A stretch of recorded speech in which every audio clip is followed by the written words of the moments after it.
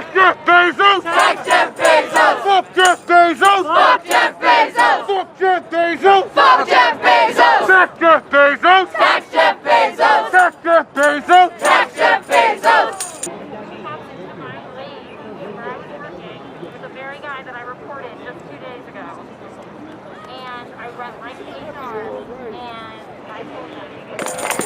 Show me what community looks like! This is what community looks like! Show me what democracy looks like! This is what democracy looks like! What do we want? A union! What do we want it? Now! What do we want? A union! What do we want it? Now! What do we want? A union! What do we want it? Now! And if we don't get it, Shut it down!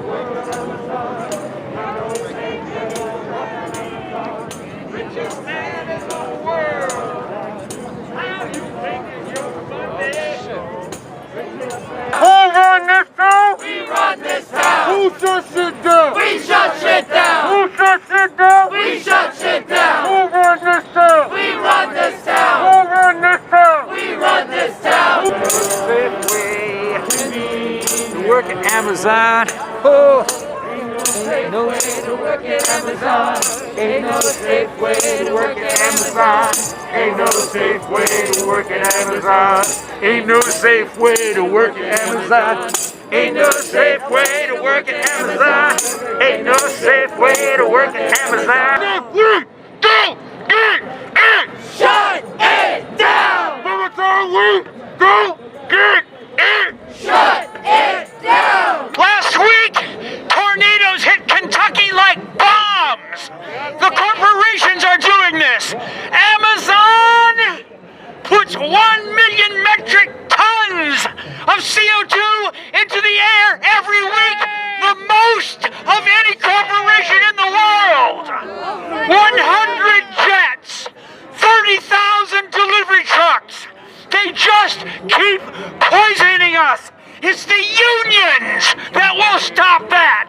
Whoever's in charge of this gathering, I just need to speak to you as a representative of the NYPD. Okay, so I'll speak to you. Then. No, I'm not dispersing anything. I am not dispersing anything. This is just a conversation. We are not dispersing anything. We're not dispersing anything. It's a conversation. Thank you. For your safety and the people around. We just want to know how large the crowd will be. If you know approximately how it will be, so we can cordon off areas so that dancers and other people won't. That's fine. Back up. Please, just back up. That's it. That's it. All you have to do is back up. Back up. Just back up. The rally was, which you know, is to organize workers to form a union at Amazon. we understand across the labor movement that we need Amazon workers unionized all across this country. That's why we're here. We're here to send a message of solidarity. Because we understand organized labor, the right to unionize, is the right to have a safe workplace. We understand the right to unionize is a right for Maddie to understand that she can't be harassed in her workplace. Because she belongs to a union shop. That's what this is about. This is about a safe workplace. This is about equal pay. It don't matter whether you like me. It don't matter whether I'm black, white, or female. That I have union protection. And when I come to work, you can't discriminate because I don't go along with your plan. I want to congratulate you on your victory with the NLRB, on filing again for the union vote, and I'm sure you're going to go all the way. But let me just tell you something, friends. You don't need the government to say, oh, you're a union. You're a union already. Yeah!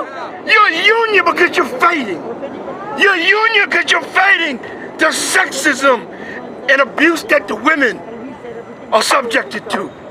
You're a union because you're organizing to fight for better conditions, to fight for the voice of the workers. That's right.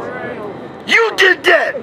Not the NLRB, not New York, not the United States government, not the mayor, the president, or the governor. You, the workers, did that. We've done a lot, we've achieved a lot, we've had a lot of victories, but unfortunately we lost some of our brothers and sisters along the way. As Chris mentioned, the workers in Edwardsville, you know, the worker at our warehouse who was hit by the car, and all the workers who lost their lives to COVID. They won't even tell us how many of those there are. They won't tell us how many cases there are. They don't tell us anything. And honestly, that's just the way it is at Amazon. When a worker dies, there's no vigil, there's no moment of silence. They sweep it under the rug. It never happened. They force us to pick up items that could weigh up to 50 pounds. Pick at a rate of 9 seconds. And pick up to 400 items an hour and also stations, and 275 items an hour in universal stations. But guess what, folks? Amazon, in a month ago, and take note, media, they took down the thermal screens. So whoever works in Amazon could have flu-like symptoms and could enter to work like nothing happens. And we receive daily COVID-19 notifications that in the past 4 days has been more than 5 cases. So I will tell my peers to get tested as soon as possible, because the Omicron variant has jumped from 3% to 73% within 3 days, according to the CDC. Amazon is not going to tell you that. Amazon is going to tell you, keep working. Chris is right. The warehouse working conditions are hellish. You know, it's like you go in, when you're a full-time worker there, you're on your feet. Even normal days, you're on your feet 10 hours a day. You're not allowed to sit down. And if you go to the bathroom for too long, if you're away from your station for 5 minutes, then you can get in trouble for not being there. And if you get in trouble enough, you're fired. You're hired and fired there by a computer, by the way, basically most of the time. So it's just these creepy automated systems that are just basically like tracking your every move, essentially. It's very unsafe in there. There are workplace injuries every day. I've met people who have gotten broken bones on the work at the job, and Amazon won't send them home because they don't have enough UPT or PTO left. So they just like have to keep working basically with broken bones. They're making workers, you know, come into work right now, like even if they have COVID or even if they are showing symptoms, because they've, you know, supposedly used up too much unpaid time off. They won't even give people unpaid time off in a pandemic, or else like they will get fired. Jeff Bezos rides his penis-shaped rocket into space, right?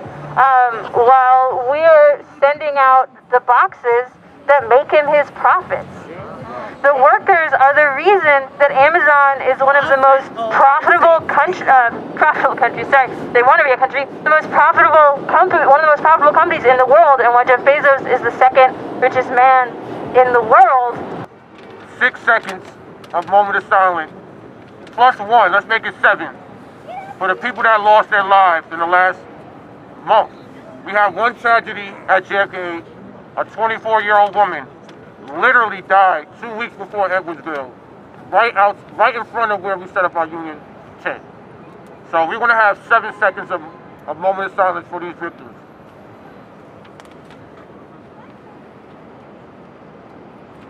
I want to remember the worker that lost her life crossing the street on her lunch break at JFK in Staten Island. 24-year-old woman, 11:30 at night, I believe it was a Saturday. Yeah. And I'm gonna tell you, we're gonna make sure that her abuser, and not just her, but all the women's abusers are terminated. They should not be working there. That should be a zero tolerance policy. So he's suspended for the he's suspended for the duration of the investigation.